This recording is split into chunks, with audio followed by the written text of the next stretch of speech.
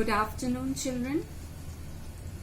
I hope so you all are well and fine and staying at home. Children, today we are going to start the new chapter, the Union Government, where we will be discussing about the first organ, that is legislature. Before going through the topic,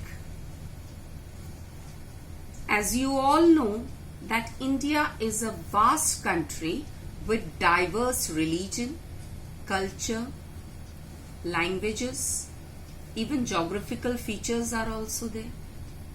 So it is very difficult to have a single unified administrative system. And that's why, or you can say that is the reason why we opted for federal form of government. Federal form means the government at two levels. One at the center, which is also called national level, and the other is state government, which is working in different states. We have 28 states, so we have 28 state governments. So that's why our country opted for federal form of government so that our national goals can be achieved. Now, what is our national goal? To bring unity in the country, to create harmonious relationship between different individuals living in different parts of the country. So this is our main national goal, and to achieve this national goal we opted for federal form of government. Now we come to the topic, three organs of government. What are those three organs of government? These are the three organs of government, or you can say that these are the three hands of government. The first is legislature, which consists of parliament and having two houses, Lok Sabha and Rajya Sabha. We will discuss in detail. The next is, and what is the function of legislature? To make where the laws are made. The next is executive, which consists of president, prime minister and the council of ministers. And what is the function of executive? To execute laws. And the third organ is judiciary, which consists of Chief Justice of India, including 31 judges. But here in your book it is 25 judges, but it has been increased to 31. So at present we have 32 judges, including Chief Justice of India. So these are the three organs, and we will go in detail the first organ, that is legislature. So in a federal form of government, we have three levels of government. Now what are those three levels? The first is central government, which is also called union government, working at national level. The second is state government, which working at state level. And the third is local self-government, which is the grassroots level of government. So this local self-government, you have read in class 6, it is a grassroots level of government, where we read about the two levels of government, rural local self-government body and urban local self-governing body. So these are the three levels of government. Now, at national level, we have a central government. At the state, we have state government. And at the lowest, we have a rural as well as urban local self-government. That's why it is called local self-governing bodies. And we have 28 states, and every state has a chief minister and a governor who is the head of the state, and every state is governed by chief minister and its council of ministers, who is the head of the government. This we are talking about all the state levels. So in state government, the head of the state is governor and the head of the government is chief minister, who is working along with council of ministers. Now we come across the three levels of government. First is legislature. Now this legislature consists of Lok Sabha and Rajya Sabha. Lok Sabha is the lower house, Rajya Sabha is the upper house. This we have discussed in the first chapter, our constitution. So we don't have to go in detail. So Lok Sabha is the house of people and the Rajya Sabha is the house of states. So different states is been representing this Rajya Sabha. So Lok Sabha maximum seats is 552. So the maximum strength of Lok Sabha is 552. How many? 552. 530 is been representing from the states. 20 is been represented from the union territories, and 2 are those which is been nominated by the president, who are the Anglo-Indians. But at present we have 545. Means the maximum strength can go up to 552.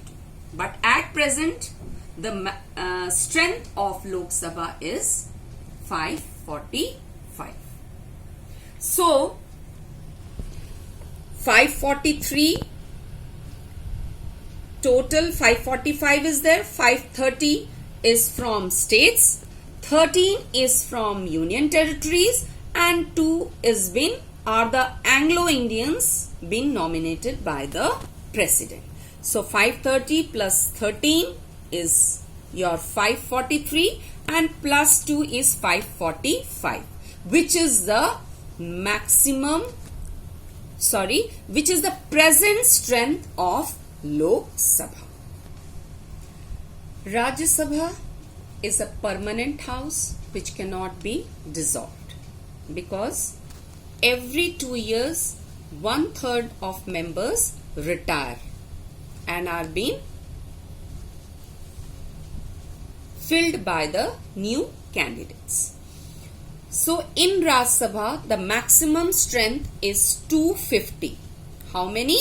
250. But at present we have 245, the strength of Lok Sabha. 233 are representing from states and union territories, who are being the elected members of state legislative assemblies,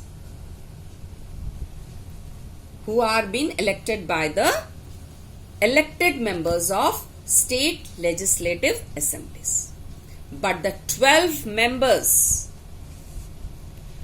are the distinguished personalities from art, literature, science, social service.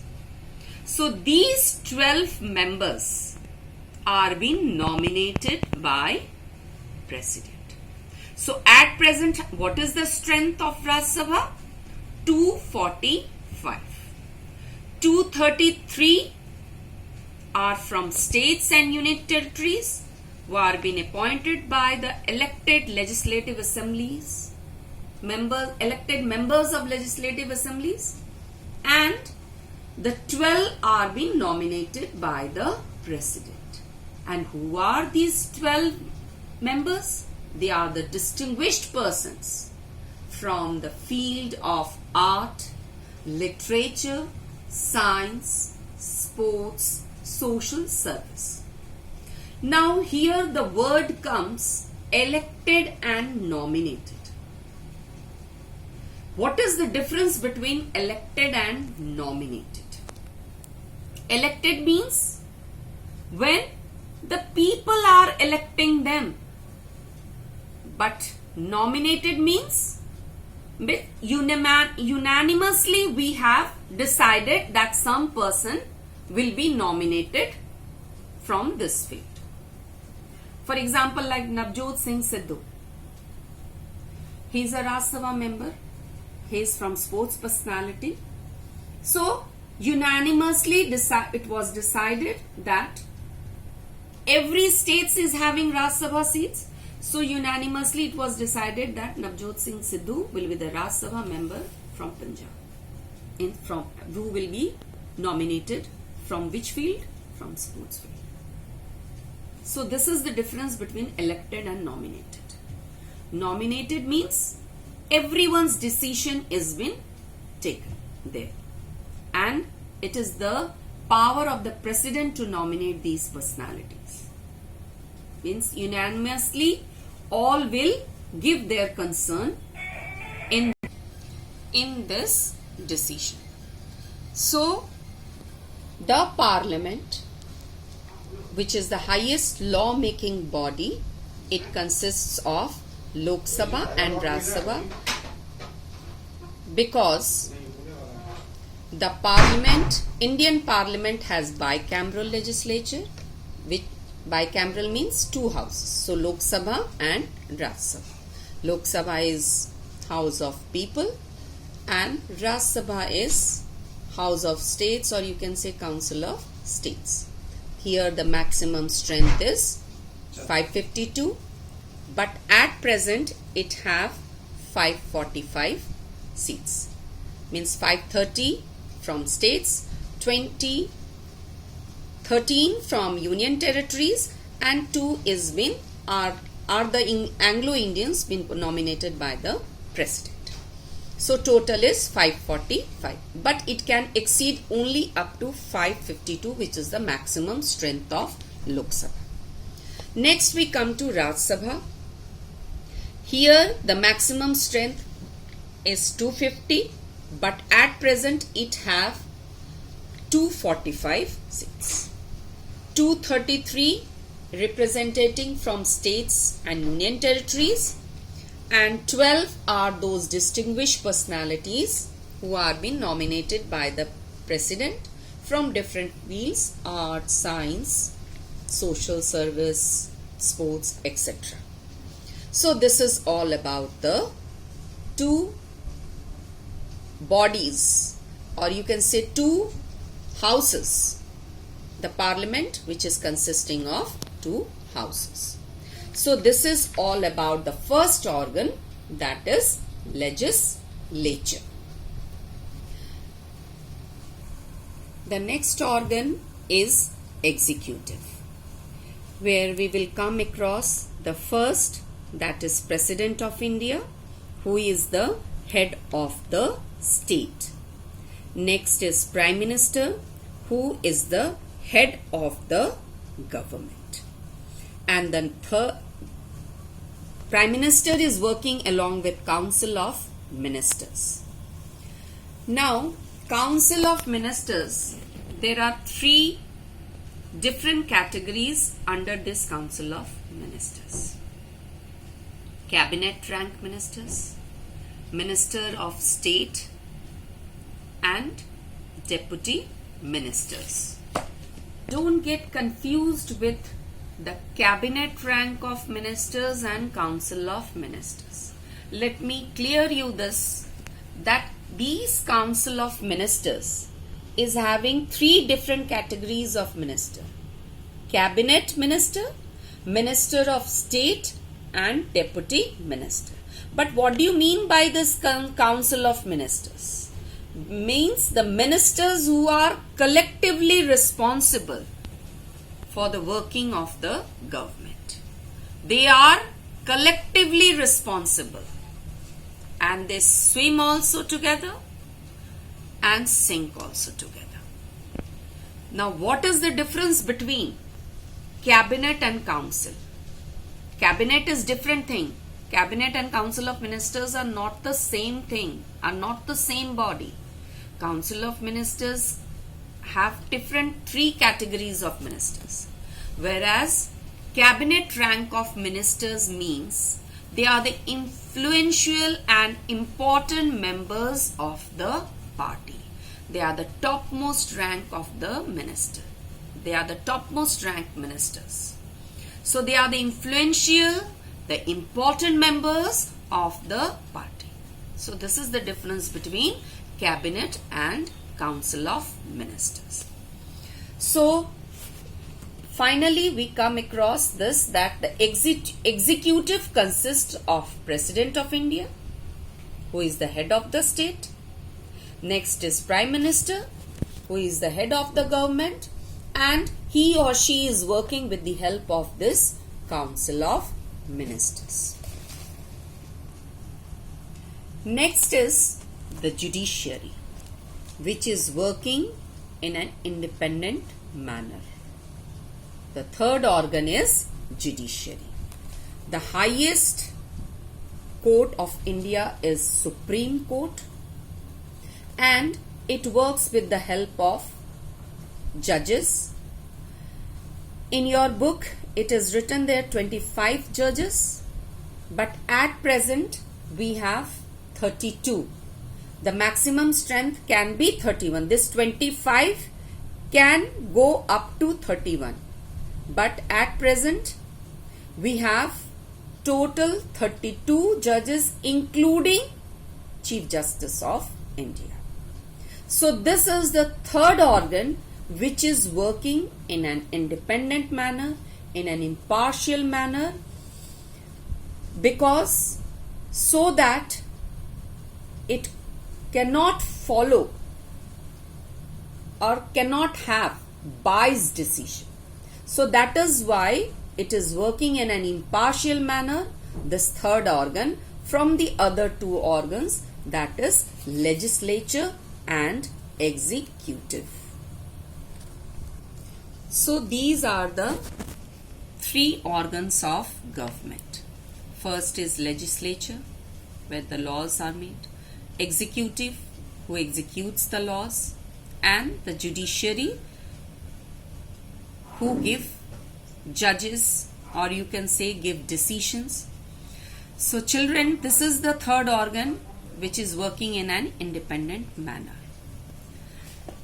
So judiciary is the third organ which should be separated from legislature and executive, because this is the organ which not only resolve disputes but is the final interpreter of the constitution. You know what is final interpreter? Means if anyone is violating the laws, or if one is not you can say acting according to the provisions of the constitution, who is going to check? This judiciary. That is why it has been the independent organ.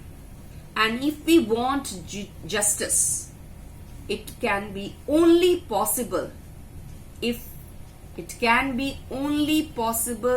only when judiciary is working in an independent manner, in an impartial manner, and it is an unbiased one. So this third organ has been separated from the other two organs, that is legislature and executive. So children, in my next class, we will continue with those laws, how the laws are made,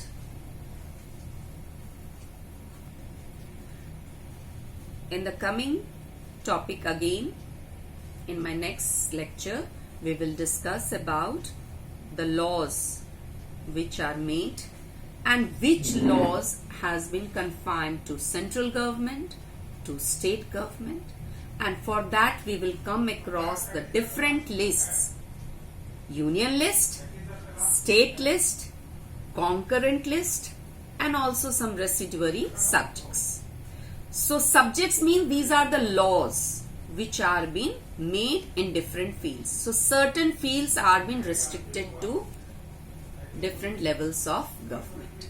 So in my next lecture we will discuss about all this. So before going through the video, please have a look to these pages. These are your pages. This is the topic which I have taught you today, and the next day we are going to teach you, or we will discuss about the different lists. The Parliament is the highest law-making body, and where the laws are made under this different lists: union list, state list, concurrent list, and apart from that we will also come across the residuary subjects. Now children, today I am giving you one activity, or you can say it is one type of project work which you have to do, and giving you in a it will be very easy for you to do. No photographs you have to paste. You have to make a list of the different presidents and prime ministers of India till date. So make a list. How you will make the list? That you make a column here. Here you will write the President of India, list of the presidents of India till date, and here you will write list of the prime ministers of India till date, and in serial wise you will write their names. You don't have to paste the photograph, because I know due to lockdown you may face some problem, because cyber cafes are not open, so it will be very difficult for you to have the picture. So just write the names of the presidents of India and prime ministers of India till date. So this is your homework, and please go through the video carefully. Children, if you have a chart paper, you can do it in chart paper. Otherwise, you can paste a bio sheet paper in your copy and just write the names over there.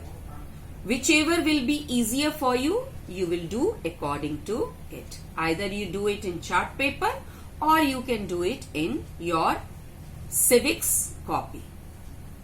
So I hope so you all have understood.